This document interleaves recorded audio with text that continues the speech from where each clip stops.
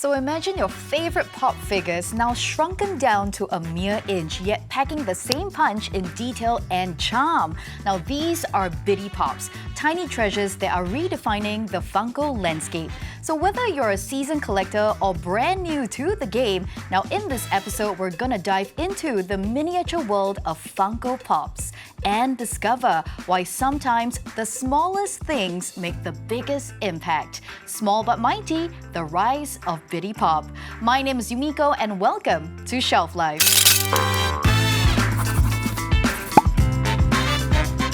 Alright, so today with me I've got Ann Goh, the founder of Simply Toys right here in Singapore. Hello Ann! Hello. So Ann, I can see that today you've brought a huge Pikachu I've never seen in my life before. What is this?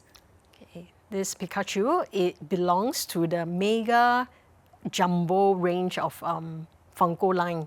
It is the biggest Funko you can actually purchase from Funko. Wow, okay, and I also remember earlier, at those conventions that I met you, right? We saw from your Mega Jumbo all the way down, which you've also brought here. The one in front, what is that? You mean Baymax? Yes. Baymax is it's a deluxe Funko. It's slightly bigger than the regular Funko you see, which is the Pikachu. This one. That is the regular Funko Pop. That everybody is buying off the shelves, Yes, right? And that is the most popular. That people are collecting as well. Yes. Okay, and then I noticed that it has shrunk even smaller in size, that we've got Bitty Pop. And of course, I also, had the pleasure of unboxing the Deadpool series, and it is so adorable. Honestly, when, I had the chance to unbox these Bitty Pops, right, I had the mindset that it was gonna come in paper packaging. Like the box was exactly like the Funko Pop in paper, and it was going to be soft and not so great in quality. But my oh my, can I just bring one up and show you? It's actually acrylic. It is amazing, and the detail, it is so adorable as well. And you can actually just open it as well to show the entire figure. So this is so cute, right? And going back to history, how long has Simply Toys been around with Funko Pop here in Singapore? We started bringing in Funko bobbleheads in 2009. Bobbleheads, the one that went... Yes, that is Oh, okay. long before Funko Pop is introduced to the world in 2011. Wow! Yeah. We're going back in time like 14 years. Right? About 14, 15 16 years. Is it 16 years already? Yes. Oh my goodness, it's insane. And I just cannot believe that it has taken entire Singapore by storm. Especially, with you bringing in the very first series of Funko Pop. And before, you were also telling me the story of how when you were in San Diego, you met the guy who created Funko Pop. And he actually gave you a whole set and you brought it back. Yes. I And brought now- back the very limited editions, and they are worth a few $1,000s a piece. Oh, and now they are sitting in your house, Yes. not in your shop. No. Okay. All right. So punching into the very first question, when did Funko actually introduce the Bitty Pop line, and how has the market actually responded from its launch? We started bringing in the Bitty Pop range in 2023. Okay, we started with Disney blind packs. We were selling for $5.90 each. We brought in 14,000 pieces, and they were sold out in a month. In a month? Yes, Like here in Singapore? yes, that's right. I'm actually very surprised I haven't caught on in 2023. I actually only caught on in 2024. And that was when I was like, okay, no, I need to meet this person who brought it in. And I gotta say, right, given the entire current economy climate, with people spending money, how do you think the affordability of Bitty Pop figures has influenced their popularity, among collectors? Because we are also talking about the price difference, right, from your Funko Pop to your Bitty Pop. Yes. As you know, Singapore houses are getting smaller and smaller.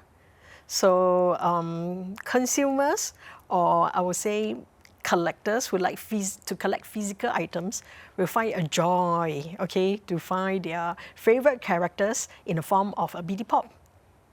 So instead of occupying, a whole wall of space, they can just put everything in a shoebox Actually, it's true. You know, I think about it, and you're talking about collectors who have collected for so many years of Funko Pop.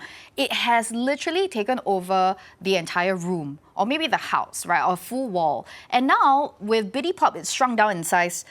Everybody can have it on their office desk. That's right. I can have it, I don't know, in my bedroom. It comes in such cute packaging that I don't think it has been compromised in terms of quality as well.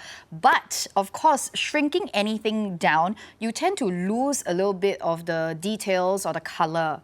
Is it true? When we first saw the Bitty Pop items in person, I found that the quality is not as good as the regular Funko Pop. But Funko has improved, you know, in the last 1 year, and the products are just amazing. They look just like the regular Funko Pop. I think it's really amazing. And I gotta bring you back in time, right? The very first time when you met the CEO and he asked you to take whichever designs that you like or the characters that you like, how many did you take and what were they? I took one each. And When they you say were- one each, it's like, okay, each piece had a limited edition size of 480 pieces. no. 480, yes. 480 pieces per design. So I own one of the 480 pieces, and I brought back about, I think 15 different designs.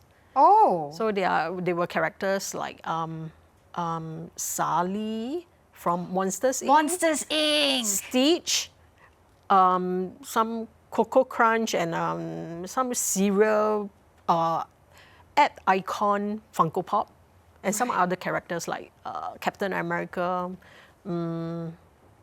Darth Vader, I think. Okay, Wow. I can't really remember. You have the very first series. So what was it that inspired you to start bringing Funko Pop into Singapore? I like them. Just simply because you like them. I think that is, I like to sell things that I like, you know. If I don't fancy certain item, it will be hard to convince me to bring in and sell to the mass market. So when I saw the range, I was telling Brian, the CEO, that, hey, this will sell very well. You know, why don't you sell these items to me? But back then, Funko only had license to sell within US. Oh. Yes. So then it was a long process for you to Yes. be able to get a license to sell it right here in Singapore. That's right. But you know what? First up, I gotta say huge congratulations because over the years, you now have 6 outlets right here in Singapore, all Simply Toys selling your Funko Pop. You've got Bitty Pop, you've got other stuff as well. And I gotta ask, right, what did you do before entering the toy world? I was a student. You started, the moment you started, it was straight away toys, Yes. all the way through. I remember I was second-year student in NUS. Okay. I had nothing to do. So I started Googling and I thought, collecting toys seems fun. Let me buy some toys. So I started finding out more about toys and I brought in Beanie Babies. I remember Beanie Babies. Yes. So I started with Beanie Babies, and just before graduating, I told myself, I'm going to open a toy shop. And you did? I did, yes. This is absolutely amazing. And I can see how far you've come as well. In fact, somebody that we know mutually actually told me before we came on for this little episode, this person actually told me that you need to talk to Ann because Ann has the guts and the courage to bring amounts and huge amounts of inventory when it comes to Funko Pop. Because I know when it comes with the catalog, right, or every month or every 6 months, you have to decide which are the characters that you're going to bring in. So what is the thought process before you bring it into Singapore? So how it works with Funko is we are given a list of items to order once a month. So we will have to decide what are the items that will be sellable in Singapore and strike off items that are not sellable in Singapore. For example, NFL, you know, football, who plays? Baseball, football, you know, all those. That will probably do better in the US markets. That's right, okay? And there are some TV shows that are not even shown in Singapore. So we know that they will definitely not sell in Singapore. So we only bring in about probably 60% of the total inventory for Funko. Wow. All right, so just a plain wild guess here in Singapore. I feel that a lot of people love the MCU, Marvel Cinematic Universe.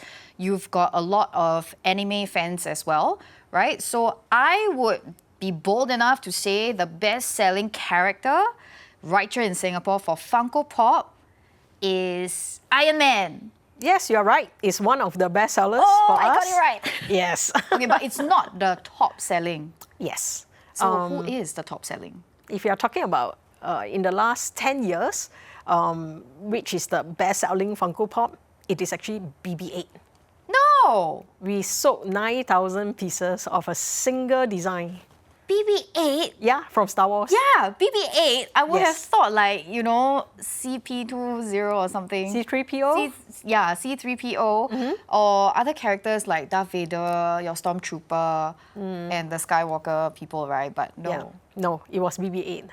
I think back then when The Force Awakens was launched, BB-8 was the most popular character on Earth. Wow. So does BB-8 come in BD Pop? Not at the moment. Oh, can we look Yeah. forward to that?